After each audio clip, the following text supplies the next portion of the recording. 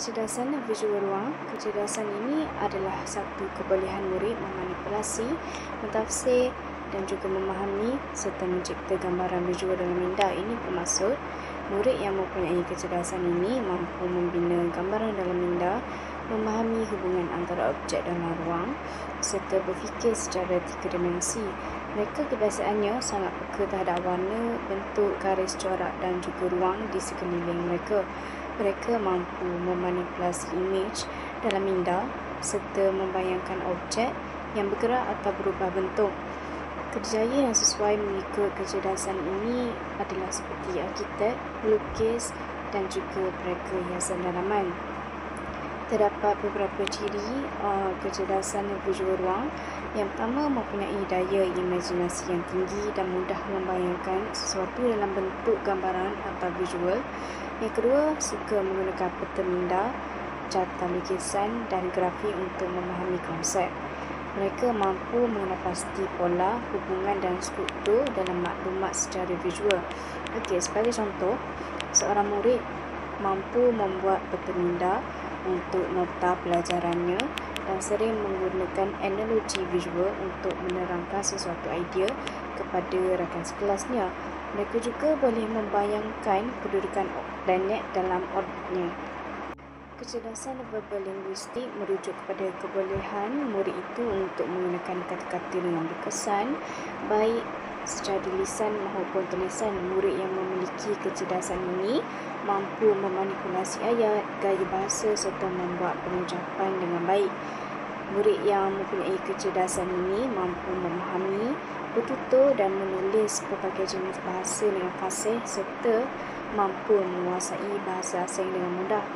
Mereka kebiasaannya pandai untuk mentafsir dan mendalami makna tersirat dalam bahasa. Okey, kejayaan yang sesuai ialah guru, ahli pidato, peguam dan juga pengacara.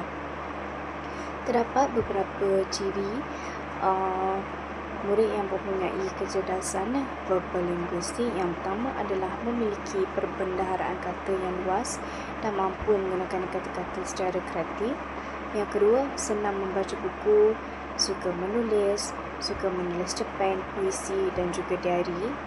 Mereka juga mahir untuk bercakap di depan umum, berdebat, menyampaikan pendapat dengan jelas dan juga terang. Sebagai contoh, murid yang suka berkongsi cerita dan pendapat dengan rakan sekelas serta mampu menjelaskan sesuatu topik dengan bahasa yang mudah difahami oleh semua.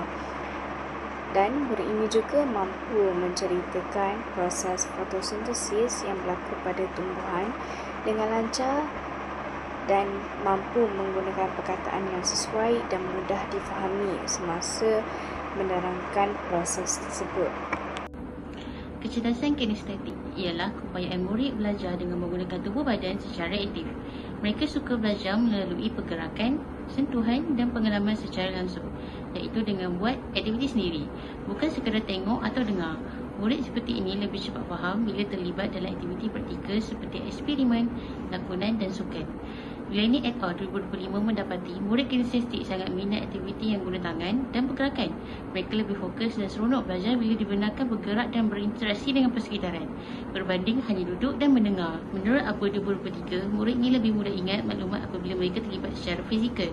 Aktiviti seperti pembelajaran berpindah stesen, roleplay, projek praktikal atau perjalanan luar bilik belajar amat berkesan. Jika tidak difahami, mereka mungkin dianggap tidak fokus, sedangkan mereka hanya memerlukan cara pembelajaran yang sesuai. Menyokong kecerdasan ini dapat membantu mereka mencapai potensi sebenar dalam suasana yang meronokkan dan berkesan.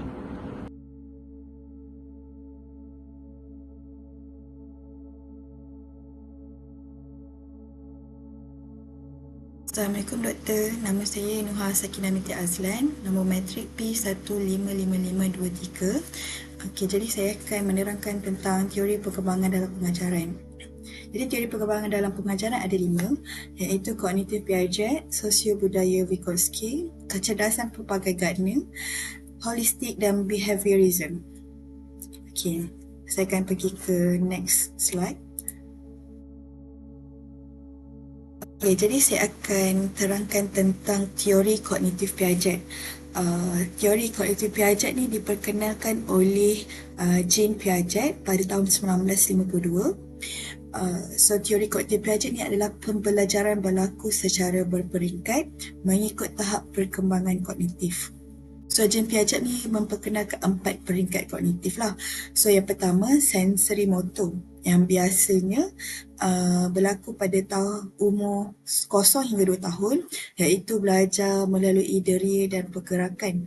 Sewaktu umur ini dia akan bau, rasa dan bergerak. Bila bergerak tu dia rasa apa? Sakit ke? Suka ke?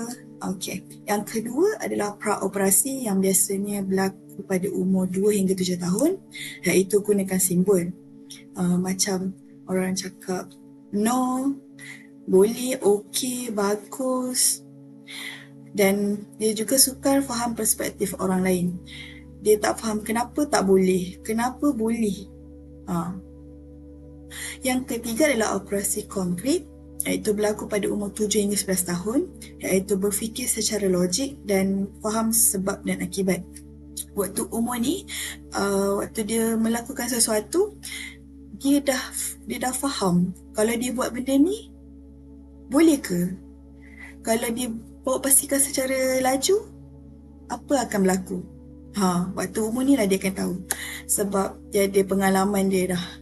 So yang seterusnya adalah operasi formal yang berlaku pada umur 12 tahun dan ke atas, iaitu waktu ketika umur ini dia boleh berfikir secara abstrak dan hipotesis. Macam dia boleh buat hipotesis waktu tu, kalau aku bawa laju, semakin cepat sampai ke? Apa ke macam tu? Okey. Kalau aplikasi dalam kelas untuk sistem dan struktur bumi, model 3D dan eksperimen membantu pemahaman konsep plaktonik. Okey, pelajar dalam peringkat operasi konkret dan formal waktu ini boleh memahami konsep seperti pergerakan tektonik dengan menggunakan model 3D dan eksperimen. Okey, untuk next slide saya akan terangkan juga. Baik, untuk teori sosio-budaya Vygotsky diperkenalkan oleh Lev Vygotsky pada tahun 1978. Teori ini adalah pembelajaran yang berlaku melalui interaksi sosial dengan orang lain. Manakala zon perkembangan proksimal ZPD adalah merujuk kepada konsep di mana tahap di mana pelajar memerlukan bimbingan untuk memahami konsep baharu. Jadi untuk konsep scaffolding adalah sesuatu teknik sokongan yang diberikan oleh guru yang berkurangan apabila pelajar semakin memahami sesuatu perkara. Jadi teori ini diaplikasikan dalam pengajaran. Kita boleh buat aktiviti perbincangan kumpulan dan kerja lapangan bagi meningkatkan pemahaman pelajar mengenai konsep yang lebih sukar. Teori kita akan bagi kepada rakan saya. Terima kasih, Doktor.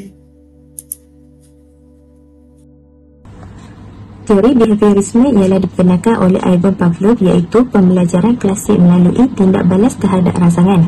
B.F. Skinner memperkenalkan pembelajaran operan ganjaran dan hukuman dalam pembelajaran. Seterusnya, penggunaan kuis interaktif, latihan berulang dan ganjaran boleh mengukuhkan pemahaman terhadap topik tertentu.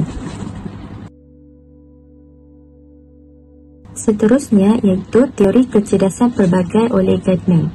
Howard Gardner mencadangkan bahawa setiap individu memiliki kecerdasan bukan hanya sekadar akademik. Sebagai contoh, mengaplikasi dalam pengajaran dan pembelajaran dalam topik sistem dan struktur bumi. Misalnya, kecerdasan visual ruang iaitu model 3D, infografik dan video animasi. Selain itu, verbal linguistik iaitu perbincangan, debat dan penulisan esei. Kecerdasan kinestetik iaitu simulasi, kajian lapangan dan lakonan. Manakala pendidikan holistik, pelajar sebagai individu autentik di mana mereka diberikan kebebasan untuk belajar mengikut kesesuaian diri sendiri, memperoleh kemahiran sosial serta membentuk karakter dan emosi. Cabaran pembelajaran dan pengajaran iaitu perbezaan gaya pembelajaran boleh jejaskan motivasi dan pelibatan pelajar. Natijahnya, pendidikan lebih berkesan apabila guru mengaplikasi pelbagai kecerdasan di dalam kelas. Setiap murid ada potensi tersendiri yang boleh digilah dengan sokongan guru, ibu bapa dan pendekatan pembelajaran yang sesuai. Dengan memahami kecerdasan pelbagai, guru boleh merancang pembelajaran yang dengan lebih menarik dan sesuai dengan gaya pembelajaran murid-murid, sama ada visual, verbal atau kinestetik. Gabungan pendekatan ini bersama teori perkembangan seperti Piaget, Vygotsky dan Guthrie bantu murid berkembang secara menyeluruh, bukan sahaja akademik tapi juga dari segi sasiah dan jati diri.